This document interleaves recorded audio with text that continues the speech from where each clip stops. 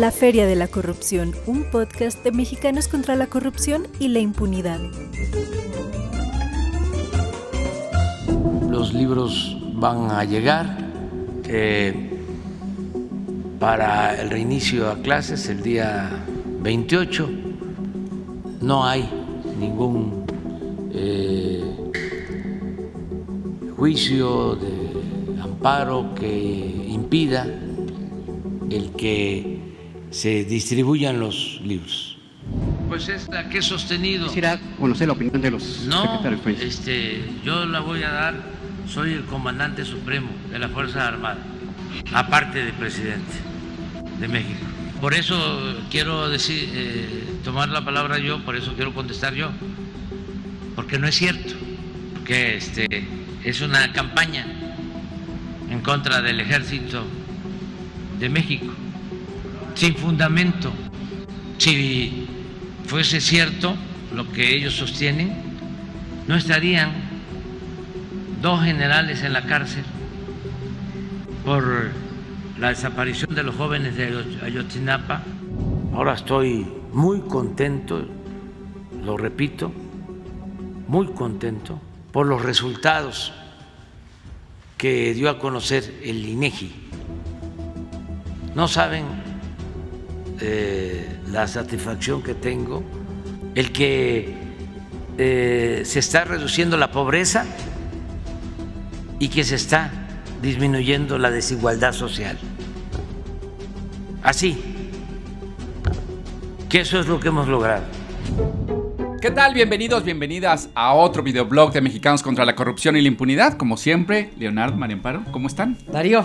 Descansaditos, todos con energía, etcétera. Esperando a ver qué novedad nos trae. Bueno, ya no voy a hablar de los memes de julio, porque okay, me regañan, pero vamos a, como decía Leonardo, ya estamos en la segunda mitad del año. Ya solo falta un año para las elecciones generales, ¿no? 11 meses. 11 meses. 11 meses. No, 2 de junio. 11 meses. Empieza la cuenta regresiva, pero justamente con ello vamos a, aunque tú, como tú decías, hoy no vamos a hablar de las corcholatas. Ay, qué paz. Qué paz no hablar de las corcholatas. Aunque todos aunque dicen que la estrategia es no hablar de las corcholatas, ¿no? Para que no pase pues, nada. No, es que también, ¿de qué hablas? A ver, no sé, hay una cosa que sí, 2 cosas gravísimas, perdón, pero el asesinato de uno de los coordinadores de campaña en Guerrero, de Marcelo Ebrard, y alguien también muy cercano a Augusto, yo no sé, Adán Augusto. Esa parte sí me preocupa, pero el tema tampoco es violencia, ¿verdad? Tampoco es violencia. Hoy vamos a hablar de libros de texto. De cómo están poniendo en riesgo el conocimiento de la infancia, que me parece bestial. Y no es porque lo diga Anaya, ¿no? No Ricardo Anaya. Es decir, creo que hizo un video, la verdad, bastante bien, bastante claro.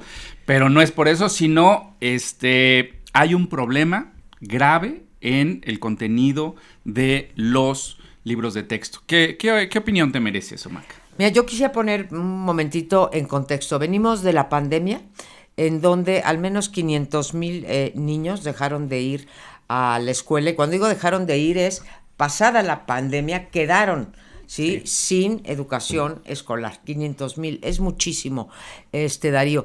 La otra parte que es muy importante del contexto general es que con esto de el humanismo y en fin, no solamente acabaron con el CONACYT, ¿sí? Cualquier país desarrollado siempre apuesta en inversión pública y en inversión privada para el desarrollo de la ciencia en cualquiera de sus aspectos, ¿sí? Ciencias duras, humanidades, etcétera. Y bueno, pues ahora la educación superior fatal. Pero si a eso le sumamos lo que están haciendo con la niñez mexicana, que no es que viniéramos de un gran punto y tuviéramos una educación de gran calidad, pero habida cuenta de que la mayor parte de los niños en México asisten a la educación pública, ver los libros de texto, yo sí tuve oportunidad de ver 2 de ellos, Darío, es realmente pues una desgracia lo que va a ocurrir con la próxima generación de los niños de primaria utilizando estos libros. Ya el año pasado cuando anunció Max Arriaga cuáles iban a ser los contenidos y que los iban a cambiar y que era más importante lo comunitario y que había que respetar la forma en que hablan los niños, y entonces por eso en los libros de texto dices fuistes en vez de fuiste a la farmacia, fuistes a la farmacia. Ya bueno, esa parte ya me parecía dramática, pero cuando los tuve en mis manos, Darío, el tipo de enseñanza hiperideologizada de, digamos, hasta de las, pues una barbaridad, pero es cierta, hasta de la ciencia, ¿sí? Que haya ciencia de izquierda y ciencia de derecha, no. A ver, a mí me perdonan, la ciencia puede servir para propósitos más de derecha o más de izquierda, más igualitario o menos igualitario, pero la ciencia es la ciencia, ¿sí? Con todas sus polémicas y lo que quieras, van a dejar a nuestros niños sin los conocimientos básicos mínimos de comprensión de lectura y de matemáticas, y además no vamos a poderlo medir porque destruyeron el Instituto Nacional de Educación Educativa, ya no deja el presidente López Obrador que nos mida PISA, ya hace más de 3 años, ¿no? O 4, sí. Más de 4 años, entonces no vamos a saber cómo van evolucionando los niños, y esto nos va a hacer todavía más desiguales, Darío, porque ya se está hablando de que no quieren ni los padres de familia ni los propios maestros usar esos libros porque pues no les dan los conocimientos, ni a ellos la guía, ni los conocimientos a los niños para tener una mínima oportunidad de ir avanzando en la escala social. Que si de por sí la parte donde partíamos siempre cada año era bastante peor. Bastante y que siempre hemos cojeado de matemáticas, ¿no? ¿Y el presupuesto, Leo? No, presupuesto ha ido creciendo. Es que creo que aquí el tema es que uno, el dato, ¿no? El dato de cuántas hojas hay.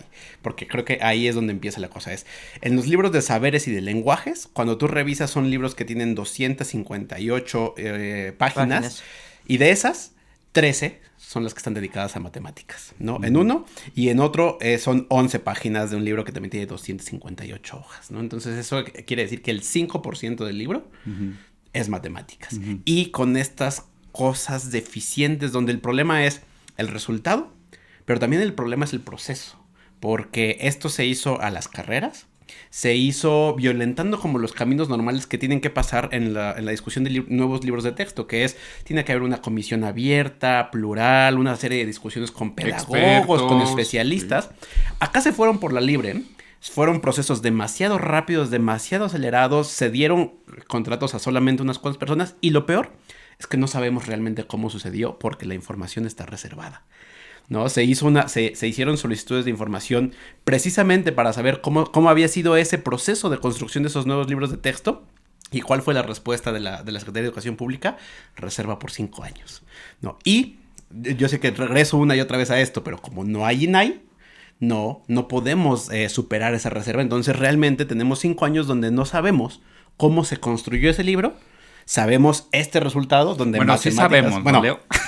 Sí, vaya, o sea, está muy bien, pero sí sabemos. No sabemos en términos de documentos, ¿no? Que justo tenemos que estarnos enterando por la gente que fue afectada o que estuvo cercana, pero no hay información oficial de eso. Y entonces justo acabamos con esta relegación de el saber neoliberal que son las matemáticas, cuando eso es un elemento fundamental pues, para construir cualquier idea de futuro de país competitivo tecnológicamente, competitivo en cualquier naturaleza, y son estos 5% de los libros está dedicado a matemáticas. Y sí sabemos otra cosa, Darío, Leo, sabemos que desacató el gobierno federal, o sea, el Ejecutivo Federal, 2 órdenes, una provisional y una definitiva, de una juez y un juez, donde dijeron separa la distribución de los libros de texto, porque lo mismito que pasó con la reforma electoral, en la reforma electoral, como ya hemos comentado aquí en este videoblog,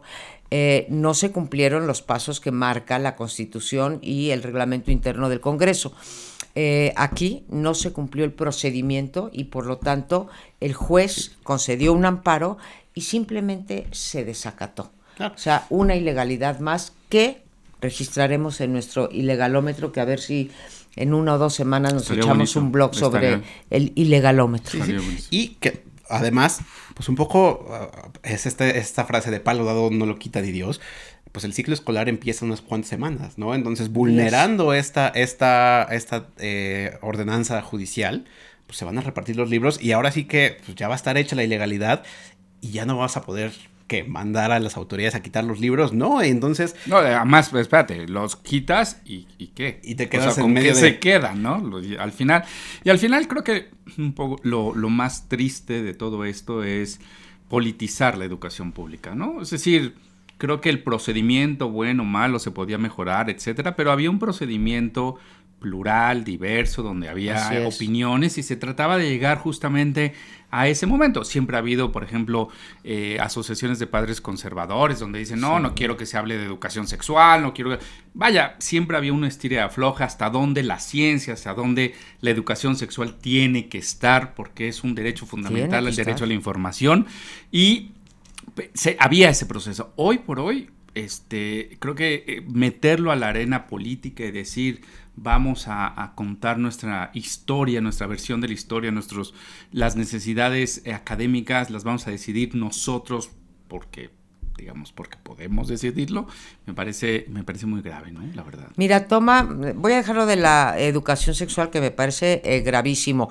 Desde luego que aquí creo que los tres estamos a favor de que haya educación sexual temprana para los niños y las niñas de México, con la tasa de embarazos no deseados que tenemos y con leyes además que criminalizan además la interrupción del embarazo. Es mucho más importante la prevención. No voy a meter en ese campo, aunque tengo opiniones fuertes sobre ello, pero sí me voy a meter a la parte esta de la ideologización de la historia.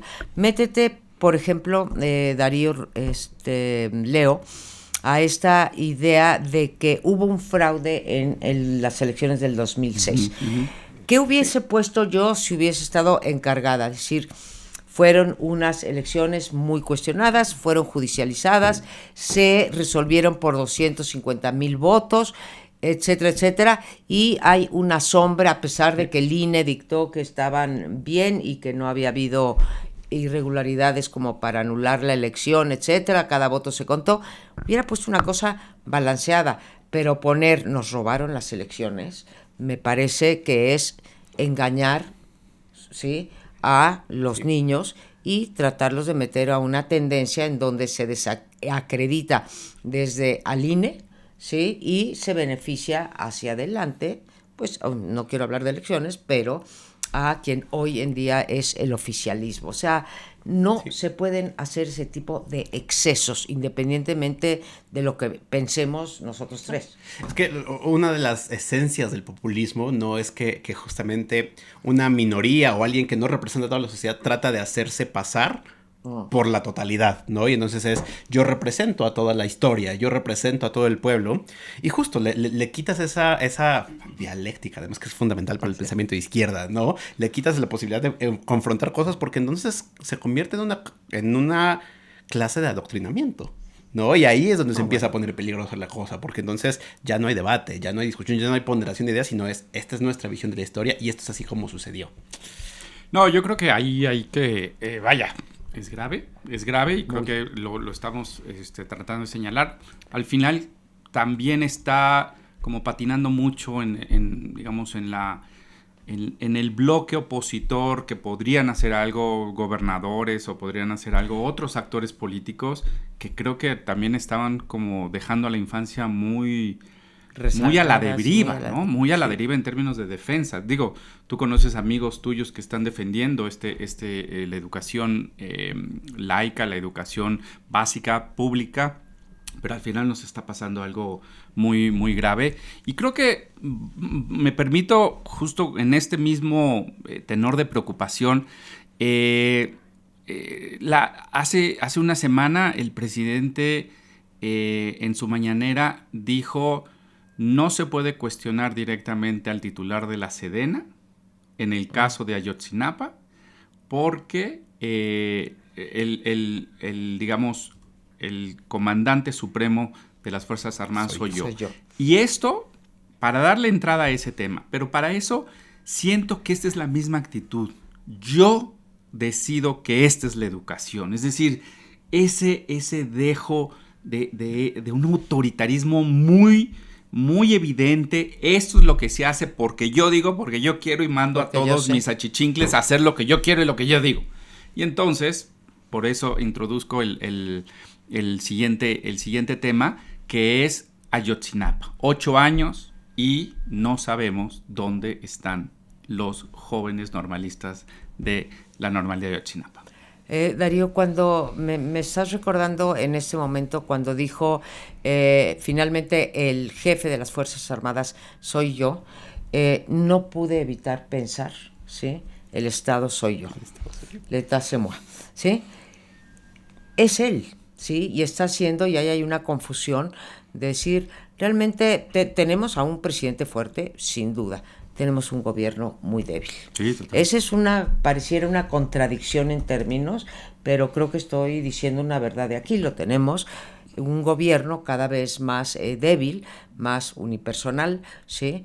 Y tenemos a un presidente muy poderoso, un presidente que se da el lujo, ¿sí?, de desacatar órdenes judiciales y ya sabe que va a quedar en la impunidad. A mí lo primero que me provoca, aparte de lo sustancial, que es que en efecto seguimos sin saber qué pasó con los 49 estudiantes de Ayotzinapa, 43 de Ayotzinapa. Lo más grave otra vez es que el presidente López Obrador no solamente prometió que iba a aclarar esta situación relativamente rápido, no como en los 15 minutos de Fox respecto al conflicto en Chiapas, pero sí dijo que iba a quedar resuelto, digamos, era una de sus prioridades. No solamente no quedó resuelto, sino que está, como jefe de las Fuerzas Armadas, está avalando una vez más la opacidad y la no entrega de información. A mí me causa vergüenza nacional y me causa vergüenza internacional. Es que justo creo que es trágico y es triste como este informe de 322 hojas, que es el 6º informe que entrega el GIEI antes de irse, ¿no? O sea, revela justo que te está diciendo, somos conscientes de que hay información que sabemos que existe, porque están los documentos donde se cita, por ejemplo, en la llamada número tal, ¿no? Y ese documento se lo pidieron a la Sedena. Dijeron, a ver, aquí hay evidencia de que tenemos esta intercepción de comunicaciones, por favor, enséñanos estos documentos. Además, el presidente dio la orden de que se abriera todo. Y lo que enfrentó el GIEI, por lo que se va, es porque se negaron a entregar la información, que saben que existe, o sea, ya no es una especulación, y violentando todas las promesas y toda la idea de que era hacer justicia y aclarar esto. Entonces el GIEI dice, pues si ya no me van a dar información, pues yo ya no tengo nada que hacer aquí. Y ese es el tono en el que se despiden, ¿no? Al mismo tiempo recuerdan, el caso tiene que seguir siendo investigado, porque el Estado está vulnerando una de sus promesas que hizo, es uno de los 100 compromisos, la verdad, sobre Ayotzinapa. Hoy no sabemos esa verdad. Y hay una abierta actitud de decir, no vamos a entregar la información. Y, a ver, vamos nada más como separando un poco las ideas, creo. Uno es,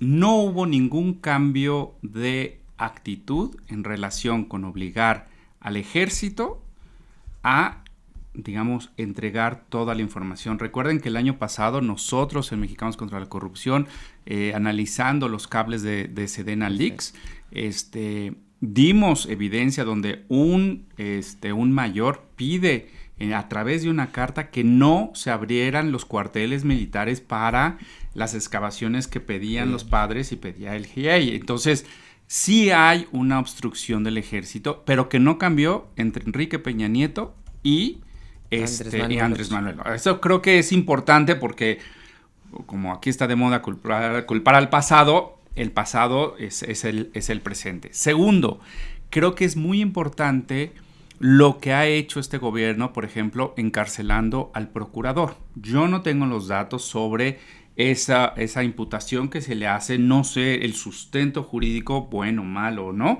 Claro que mintió, claro que fue una basura eso de la verdad histórica. Tal vez está con justa razón o no, repito, no tengo los elementos, pero se excusa el presidente en decir, ya detuvimos detuvimos a algunos militares, pero no se sabe la verdad. Y al final estos son como estos chivos expiatorios por aquí y por allá. y ya con eso salvamos el trasfondo que es responsabilidad ulterior del ejército y de todas las autoridades de los diferentes órdenes de gobierno que participaron en la desaparición forzada de estos 43 estudiantes. Es responsabilidad política, responsabilidad legal, ¿sí? Y responsabilidad personal de los autores materiales e intelectuales. En eso no hemos avanzado prácticamente nada. Como tú dices, encarcelaron a un militar, no sabemos ni siquiera bien a bien cuáles son los motivos por los que encarcelaron, pero yo creo tener una explicación, Darío, a por qué esta enorme incongruencia de decir, se va a saber, bueno, mi gobierno es el más transparente de la historia, tengo la promesa de resolver el problema de los militares y su intervención en los 43 de Ayotzinapa. Tercero, tengo una orden de extradición para Tomás Cerón, que se encuentra en Israel. ¿Por qué este nivel tan enorme de incongruencia, aparte de que es sello de la casa? Porque yo creo que cuando él hizo esa promesa, Darío, nunca imaginó que su principal apoyo en los 5 años de gobierno iba a ser el ejército. Él había prometido mandar al ejército en las calles, que no era posible en ese momento, nadie lo está pidiendo, yo no lo estoy criticando por eso, pero nunca pensó que el ejército iba a ser su verdadero respaldo, ¿sí? Y entonces, claro, ahorita tú imagínate que le dice al general secretario, Crescencio Sandoval, que va a abrir y que va a mandar, no sé, a 5, a 10, a 30 cadenas de mando, ¿sí? Y va a decir la barbaridad de cosas que hicieron. Bueno, pues no puede. Es que es su verdadero respaldo el ejército y al mismo tiempo es su verdadero contrapeso. Bueno. No, o uno de esos contrapesos, porque justo la gran pregunta es, ¿qué hay en esa información que sabemos que existe, pero que no sabemos qué dice exactamente? Que no sea algo que ya está documentado en los informes del GIEI, ¿no? Porque es preocupantísimo que el informe del GIEI te dice, el ejército y la marina sabían en todo momento lo que estaba pasando, desde el principio, ¿no? E incluso el mismo GIEI te dice, este caso se pudo haber resuelto en semanas, ¿no? Ya sabemos que sabían eso, ya sabemos que tenían perfectamente identificado todo, y aún así hay algo en esa información que el ejército está diciendo, esto no. ¿Qué puede decir? Y no olvidemos, justo como un ejemplo de ese contubernio entre el ejército y el presidente, el software Pegasus, ¿no? Es decir, dijo el presidente, vamos a informar, sí es cierto, ¿verdad? Y después, bueno, ok, no vamos a informar. O sea, al final el presidente le dice no, el ejército, y como al parecer tu teoría puede ser muy cierta, porque acaban verdaderamente imponiéndose y al final, para cerrar este bloque, yo les haría una pregunta muy, muy breve. ¿Qué tanto es un fracaso también internacional, ¿no? Porque acuérdense, este era un grupo interdisciplinario de la Comisión, ¿no? De la Comisión de Derechos Humanos de la OEA. Es decir, no era Chuchito Pérez investigando, era un mecanismo muy novedoso, que los padres trabajaron muchísimo, el Centro PRO también, el abogado Vidulfo, todos estuvieron ahí y al final fue un fracaso. Al grado de los resultados que no se sabe, ¿no? Es decir, dónde están, que era al final lo que se está buscando. Fracaso internacional, Mac. Fracaso, sin duda, yo me acuerdo que ¿se acuerdan cuando en Guatemala hicieron una comisión anticorrupción? Ah, sí, hablábamos de ella la vez pasada, sí, bueno, sí, justo. ¿Se acuerdan de eso? Sería ponerle palabras en la boca a Andrés Manuel López Obrador, pero creo que fue crítico de que en México no dejáramos entrar. Yo creo que las instituciones de un país deben de ser lo suficientemente fuertes como para investigar por sí mismo los casos de corrupción, o en este caso, que también debe haber, o no. Estamos en el caso de o no. ¿Y qué le decimos a la comunidad internacional, ¿sí? De que trajimos a los expertos, fueron 2 equipos distintos, permanecieron 2, creo, y luego se cambiaron algunos, y decir, ¿saben qué? Nos rendimos. ¿Por qué? Porque el jefe de las Fuerzas Armadas, el presidente de la República, dijo, hasta aquí muchachos y muchachas, muchas gracias, ahí nos vemos, siguiente capítulo. Y hoy vamos a también con una pregunta que creo que todos los mexicanos o muchos de nosotros tenemos, que si hay más o menos pobreza en México. Perdonen ustedes que de repente brincamos de un tema a otro, pero en estos bloques creo que todo tiene un hilo conductor. Es decir, sí hay un tema de la educación, el ejército, la opacidad, la impunidad y evidentemente ese lema de primero los pobres, pues uno pensaría que hay menos pobres, ¿no? O sea, es decir, si eso fue la campaña, si eso fue el lema, pero ustedes dos que son muy estudiosos de estas mediciones, ¿no? De estas mediciones, porque al final no es más y ves o menos pobreza, sino la medición que acaba de haber la encuesta. ¿Cuál es la encuesta? La encuesta nacional de ingreso. De ingreso. Gasto de los hogares. Es que luego también, ¿por qué les ponen esas? ENIC. Bueno, Del a ver, INEGI. Cuéntenos qué tenemos en esa encuesta. ¿Quieres que me eche yo los generales y tú ya abordas como gran especialista? No, ya me superó como especialista. Estás clavado en los números. Pero bueno, yo les digo las grandes, sí. Porque sí hay una polémica, creo que tienes razón. Lees algunos artículos donde dice, oye, pues vamos bien, no tan aceleradamente como deberíamos de ir, dado los niveles de pobreza de este país, pero seamos justos, hay buenas noticias. Y después cuando te metes a los números y ya empiezas a buscar, pues las noticias las buenas noticias tienen sus asegúnes. Yo voy a dar 3 o 4 hallazgos generales sin meterle de mi cosecha, basada en lo que leí de la encuesta nacional de ingreso-gasto de los hogares, ¿sí? ¿Qué mide esta encuesta? Es cuánto recibimos los mexicanos y cuánto gastamos, cuánto nos cuesta la canasta básica, para qué nos alcanza con ese dinero que recibimos. Ahora, ¿cuáles son los ingresos de los mexicanos? Es lo que ganamos todos por nuestro salario, ya sea formal o informal, más los programas sociales y los servicios públicos que no están aquí metidos, pero los programas sociales que nos dan algún recurso directo y por lo tanto se amplía tu ingreso. Por eso no se habla de salarios, sino de ingreso. Uh-huh. Entonces, nada más para que nos entendamos, la encuesta ingreso-gasto, cuando decimos ingreso es el salario más los programas sociales, ¿correcto? Sí. Bueno, en efecto, del 2016, o sea, 2 años antes de que saliera Peña Nieto, a 2022 subió el ingreso. Ahora pregúntame, please, ¿en cuánto subió el ingreso? ¿Cuánto? 0.2%. ¡Wow! A ver, la tendencia, bien, palomita, porque pues es tendencia. Ya subió, pero 0.2, o sea, bueno. Segundo, porque ustedes se acuerdan que en los múltiples informes que ha dado el presidente López Obrador, una y otra vez ha dicho, primero decía 8 y luego decía 9 de cada 10 hogares reciben en México programas sociales.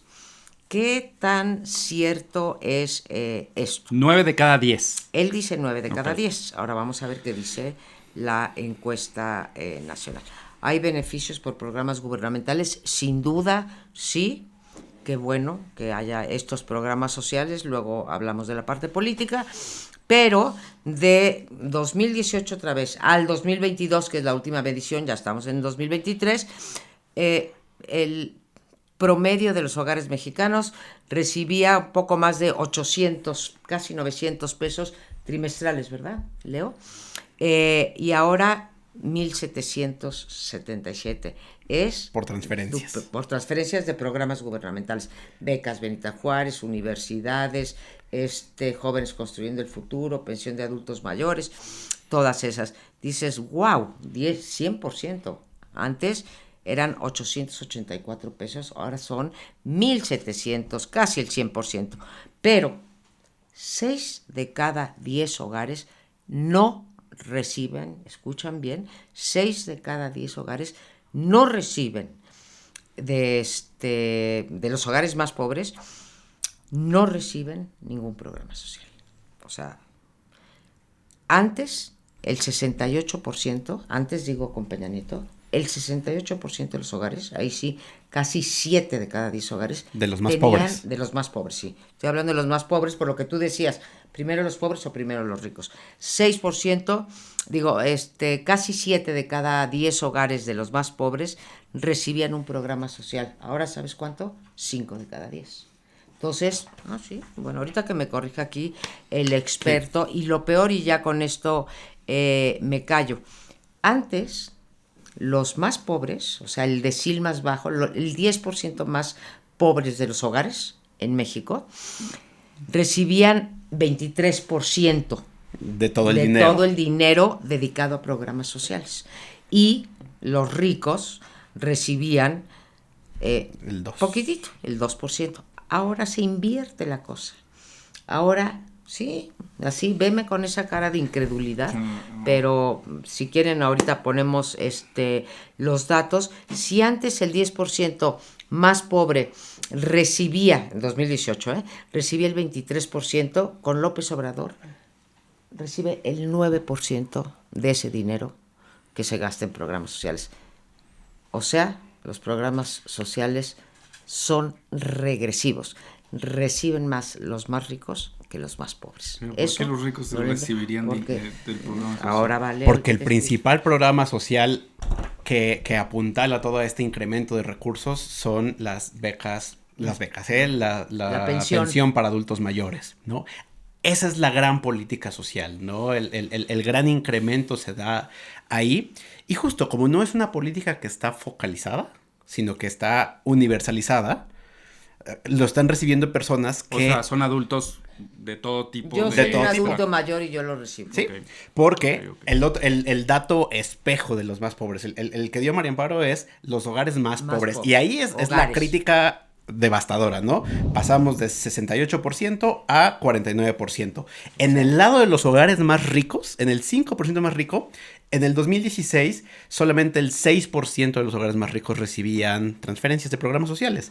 Hoy es el 20%. 20% de se ha los triplicado, hogares más ricos. ¿no? Entonces, están recibiendo mayores recursos personas que no deberían recibirlos, en el sentido de la política social está hecha para afectar, o más bien para beneficiar a las personas que más lo necesitan.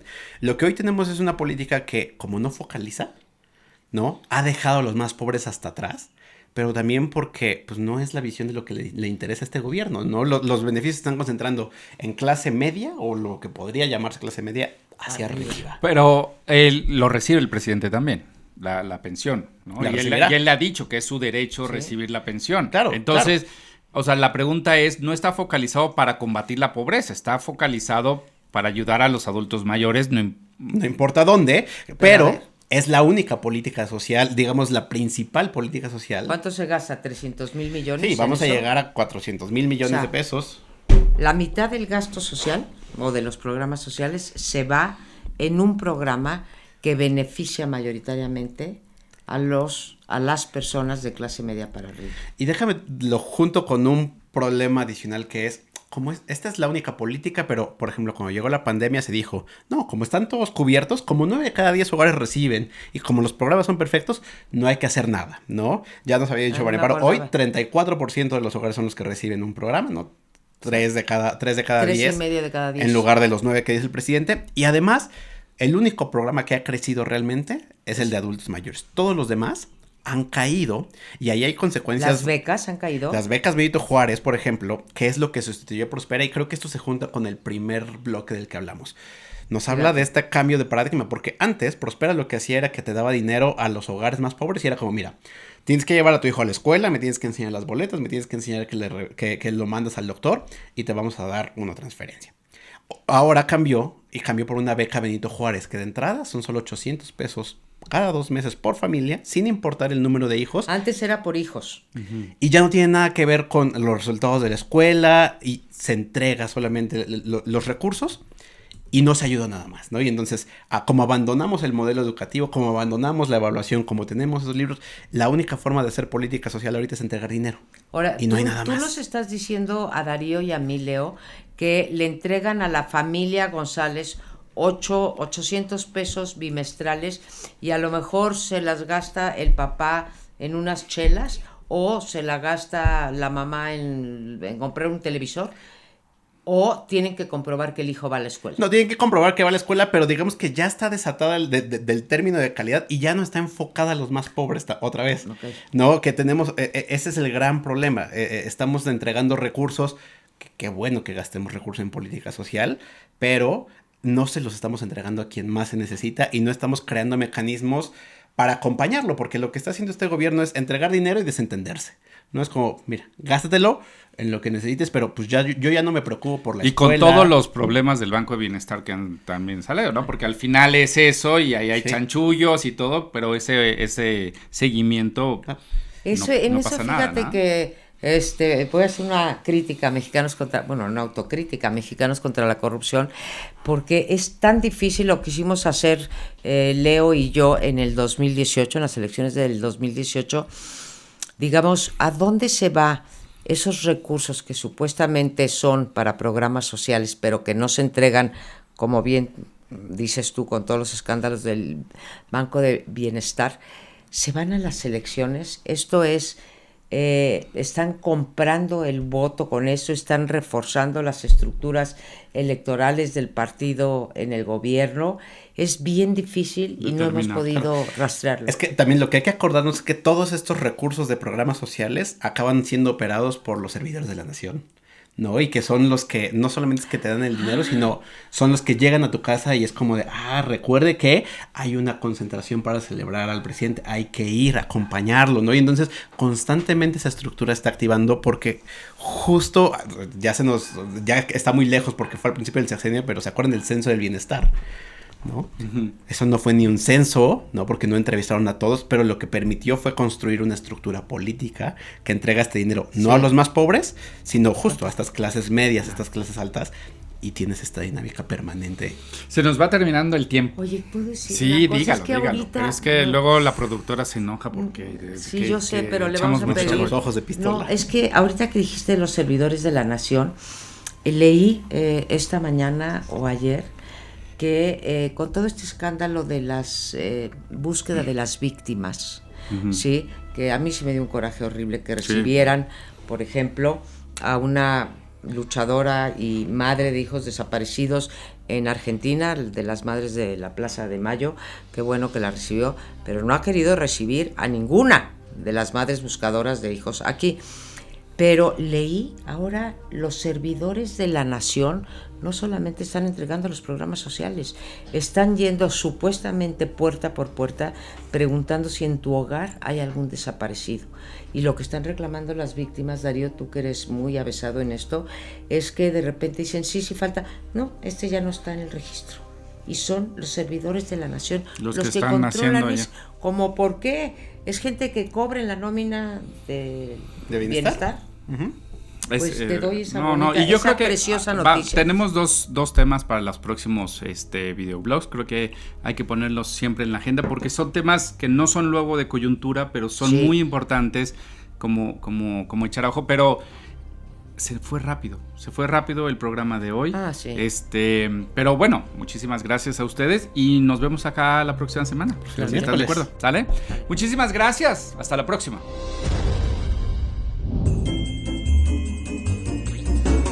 La Feria de la Corrupción, un podcast de Mexicanos contra la Corrupción y la Impunidad.